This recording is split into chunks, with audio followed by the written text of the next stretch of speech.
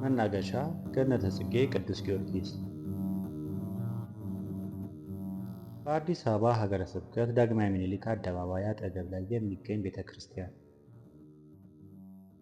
ቤተ ክርስቲያኑ የተተከለበት ቦታ አባ ያዕቆብ ወይም ሞንሲኞሮ ታውሪን በተባለ ፈረንሳያዊ ሚስዮን የተያዘ ነበር። በቦታው ላይ በግራኝ የጠፋ ቤተ ክርስቲያን ፍራሽ ነበረበት። አባ ያዕቆብ በጥንቱ ቤተ ክርስቲያን ፍራሽ ላይ ቤት መስራት አልበቃ ብሎ ሲያስብ ንጉሥ ምኒልክ ቦታውን የቅዱስ ጊዮርጊስ ቤተ ክርስቲያን ለመስራት አሰቡ። አባ ያዕቆብም ነገሩን ተቀብሎ በአትክልት የተሞላውን ግቢውንና በኦሮሞ ባህል መሰረት የተሰራውን ቤቱን ለቆ ሄደ። ሐምሌ 23 ቀን 1877 ዓ.ም ታቦተ ቅዱስ ጊዮርጊስ ወደ አባ ያዕቆብ ቤት በመቃኞነት ገባ። አፄ ምኒልክም ለታቦቱ የሚሆነውን ሌላ መቃኞ አሰሩ።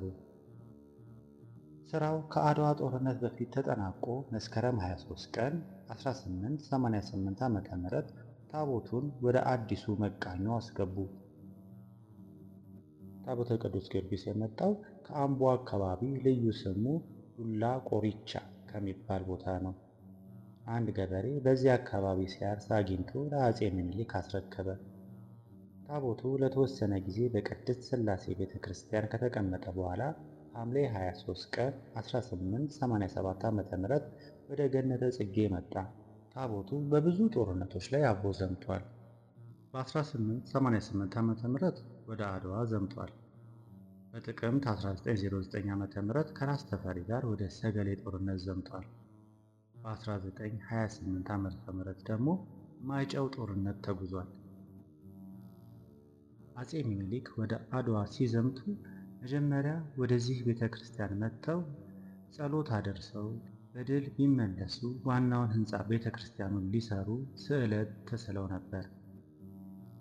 ከአድዋ መልስ 10 ዓመታት ቆይተው የካቲት 23 ቀን 1900 ዓ.ም አፄ ምኒልክ መኳንንቱና ሕዝቡን በተሰበሰቡበት በአቡነ ማቴዎስ መሰረቱ ተጣለ።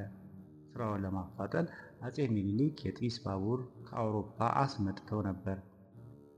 የደርቡ መገንቢያ ድንጋይ የተመላለሰው በሰርኪስ ባቡር በሚባለው ለኢትዮጵያ የመጀመሪያ በሆነው በዚህ መኪና ነው። ከዳግማዊ ምኒልክ ቤተ መንግስት እስከ ቤተ ክርስቲያኑ የሚደርሰው መንገድም ተሰርቶ ነበር። በመሃሉ አፄ ምኒልክ ቢታመሙ በተወካይ ስራው ቀጠለ። የቤተ ክርስቲያኑ አርክቴክት አርፋንዲስ የተባለ ግሪካዊ ሲሆን መሐንዲሱ ደግሞ ሙሴ ካስታኛ የተባለ ጣሊያናዊ ነበር። የግንባታው ወጪ በአብዛኛው የተሸፈነው በመንግስት ነው። አፄ ምኒልክ 40 ሺህ ብር አውጥተዋል። ጉልላቱ ደግሞ የተሰራበት ብረት ከፈረንሳይ የመጣ ነው። ድንጋይ ከኮተቤ፣ ከቀበና፣ ከአምቦ በአህያና በበቅሎ በሚጎተቱ ጋሪ ተጭኖ ቀርቧል። የመጀመሪያውን ስዕል የሳሉት አለቃ ህሩይ ናቸው። የአድዋ ድል በብሔራዊ ደረጃ መከበር የጀመረው እዚህ ነበር። እንደ መርሴ ሐዘን ወልደ ቂርቆስ ከሆነ የቤተ ክርስቲያኑ ቅዳሴ ቤት የካቲት 23 ቀን 1904 ዓ.ም ሲከበር ሕንፃው ተፈጽሞ ነበር። ይሁን እንጂ የፍጻሜው ሥራ የቀረው ይመስላል። በመካኒሳ ሜዳ ድንኳን ተተክሎ ሚያዝያ 22 ቀን ታቦቱ ከመቃኙ ወርዶ አደረ። ካህናቱ በዚያው ማኅሌት ቆመው አደሩ። የበዓሉ ዕለት ልጅ ኢያሱና መኳንንቱ መጡ። ረፋዱ ላይ ነጋሪት በበቅሎ ተጭኖ እየተጎሰመ ጉዞ ወደ አራዳ ጊዮርጊስ ሆነ። ውደት ሆኖ አቡነ ማቴዎስ ካሳረጉ በኋላ 23 ጊዜ መድፍ ተተኮሰ። በዚህ ጊዜ የምህራ ቤቴው ሊቀ ሊቃውንት ጽጌ ሻወል ቅኔም ተቀኝተው ነበር ይባላል።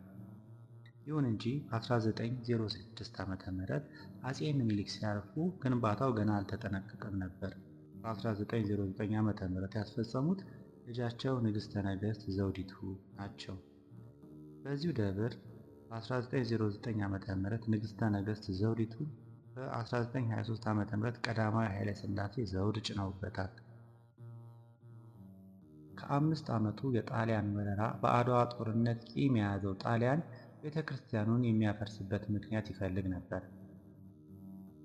በ1930 ዓ.ም የካቲት 12 ቀን በግራዚያኒ ላይ ቦምብ መወርወሩን ምክንያት አድርጎ የአርበኞች መደበቂያ ነው በማለት ቤተ ክርስቲያኑ ላይ ጋዝ አፍስሶ አቃጠለው።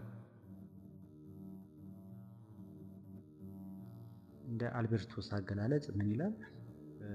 የቅዱስ ጊዮርጊስ ቤተክርስቲያንን እሳት የለቀቁበት ቢሆንም በ20 ፈንጂ እንዲወድም ተደረገ ይላል። እሳት መልቀቁ እውነት ቢሆንም 20 ፈንጂ ወደመ የሚለው ግን ለመቀበል ትንሽ አስቸጋሪ ነው። ምክንያቱም ህንፃ ቤተክርስቲያኑ ከመሰረቱ አልፈረሰም ነበር። ታቦቱን ከሌላ ቅዱሳት ነቢያት ጋር ተደብቆ ከኖረበት ዋሻ መግቢያውን ወደ አዲስ አበባ ሲመለስ ካጀቡት አንዱ የሆኑት አቶ አሸኔ የተባሉ አዛውንት ለዚህ መጽሐፍ አዘጋጅ ይሄ የህንፃውን መሰረት አሳይተውት ነበር። ስለዚህ ያው በመድፍ ፈነዳ የሚለው ነገር ብዙም ተቀባይነት የለውም ማለት ነው። ቤተክርስቲያኑ ከውጫዊ ይልቅ ውስጣዊ ክፍሉ ተጎድቷል። ግምጃ ቤቱ ሲቃጠል ብዙ መጽሐፍት፣ ፋይሎች ተቃጠሉ። የቤተክርስቲያኑ ስዕሎችም ተቃጠሉ። ይህ አልበቃ ብሎ ጣሊያን የመቅደሱን ግድግዳ ጥቁር ቀለም ቀብቶም ነበር። ቀለሙ ሙሉ ለሙሉ የለቀቀው አፄ ኃይለ ሥላሴ 25ኛ የዘውድ በዓል ሲከበር በተደረገው እድሳት ነበር። ከፊሉ ካህናት ሲታረዱ፣ ከፊሎቹ ታስረው ወደ ሞቃዲሾ ተወሰዱ፣ ሌሎች ደግሞ ተሰደዱ። ታቦቱ ግን መምህር በየነ ወልደ ዮሐንስ በተባሉ ካህን አማካኝነት ራስ አበበ ወልደ አረጋይ ወደ ነበሩበት ሰሜን ሸዋ ጉሽ ማዶ አፄ ዋሻ ማርያም በድብቅ ስለወሰዱት አልተገኘም። የተመለሰውም ከድል በኋላ ግንቦት 23 ቀን 1934 ዓ.ም ነው።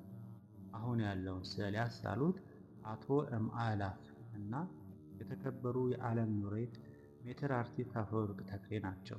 በ1889 ዓ.ም የአድዋ ድል 7ኛ ዓመት በዚህ ቤተክርስቲያን ሲከበር 60,000 ሰዎች የተጋበዙ ሲሆን 8,000 ከብት ታርዷል። ገዳሙ 467 ጋሻ መሬት ነበረው።